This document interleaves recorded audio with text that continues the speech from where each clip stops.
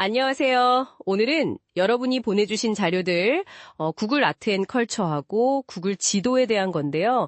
이 익숙한 도구들 이면에 어떤 기술과 이야기들이 있는지 좀 더 깊게 파고들어 보겠습니다. 네, 이 도구들이 정말 방대한 문화자원과 지리 정보를 우리 손안에 어떻게 가져다 주는지 그 기술적인 면이랑 또 흥미로운 지점들을 같이 살펴보면 좋을 것 같습니다. 좋습니다. 그럼 먼저 구글 아트 앤 컬처부터 시작해 볼까요? 이야, 이거 정말 온라인 박물관 같아요. 그쵸? 맞아요. 2012년쯤부터인가요?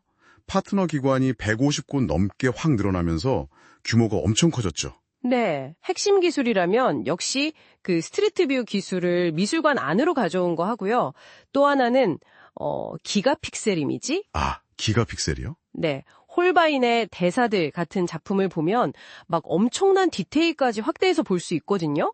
맨눈으로는 절대 안 보이는 그런 붓자국이나 미세한 균열까지요. 와, 그냥 보는 게 아니라 거의 분석하는 수준이네요. 그렇죠. 단순히 감상하는 걸 넘어서는 거죠. 그리고 백악관 같은 그런 유명 장소들도 가상으로 들어가 볼 수 있게 하고요. 단순히 보기만 하는 것도 아니잖아요.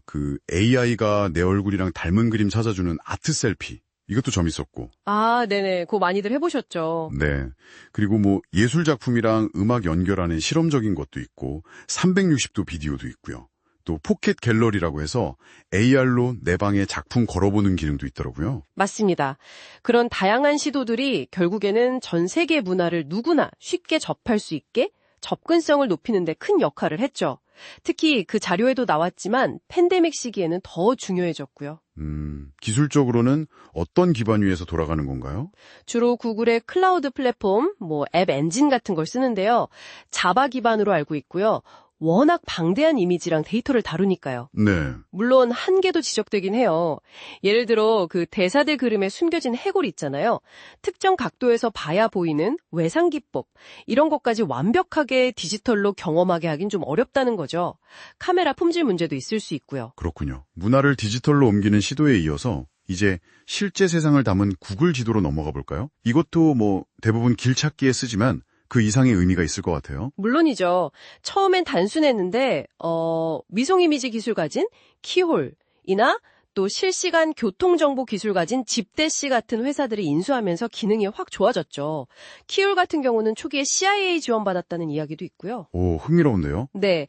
그래서 지금은 운전, 대중교통, 걷기, 자전거 다 안내해주고 대중교통만 해도 800건 넘는 기관하고 파트너십을 맺고 있고요.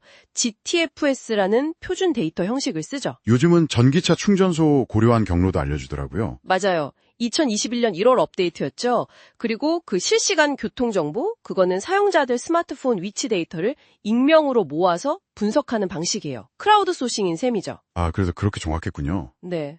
근데 더 신기한 기능들도 많던데요. 그 카메라로 비추면 장소 알려주는. 네, 지도 앱의 렌즈 기능이죠. AR, 그러니까 증강현실을 이용하는 건데요. 길 찾을 때도 유용하고요. 또 쇼핑몰이나 공항 같은 실내 지도 기능도 점점 좋아지고 있고요. 사용자들이 직접 참여하는 것도 있잖아요. 지옥 가이드라고. 네, 맞아요. 사용자들이 리뷰나 사진을 올리면서 지도 정보가 훨씬 풍부해지는 거죠. 그리고 지난 37년간 지구의 변화를 보여주는 타임랩스 기능도 정말 인상적이고요. 와, 정말 기능이 많네요. 근데 자료 보니까 문제점도 좀 있는 것 같던데요. 특히 중국에서 GPS 좌표가 이상하게 나온다는 얘기가? 아, 네.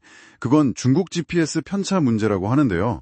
중국이 국제 표준 좌표계 대신에 자체 암호화된 좌표계를 쓰거든요. GCJ-02라고. 그래서 변환 과정에서 오차가 생기는 기술적인 이슈입니다. 아, 나라마다 또 그런 게 있군요. 네. 국가적인 데이터 정책이랑 관련이 좀 있죠.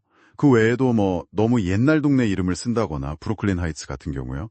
또 운전자를 좀 위험한 길로 안내했던 사례들, 사막이라든지 다리가 무너진 곳이라든지 그런 오류들도 있었고요. 헉, 위험할 수도 있겠네요. 그렇죠. 그리고 국경이나 명칭 문제도 계속 논란이 되죠. 페르시아만 명칭이라든지 서필리핀의 표기 문제 같죠. 이런 건 굉장히 민감한 사안이라 물론 피드백 받아서 계속 업데이트는 하지만 문제가 생길 수밖에 없는 부분도 있습니다. 결국 세상을 디지털로 그대로 옮긴다는 게 이게 생각보다 훨씬 복잡한 일이군요. 정확합니다. 현실 세계가 가진 복잡성, 때로는 모순적인 면까지 완벽하게 디지털 지도 한 장에 담는다는 건 여전히 큰 도전 과제인 거죠. 자, 오늘 구글 아트앤컬처와 구글 지도를 쭉 살펴봤는데요. 이 도구들이 우리에게 정말 엄청난 정보 접견성을 제공한다는 점은 분명한 것 같습니다. 작품의 세밀한 부분부터 실시간 길 안내까지요. 네, 맞아요.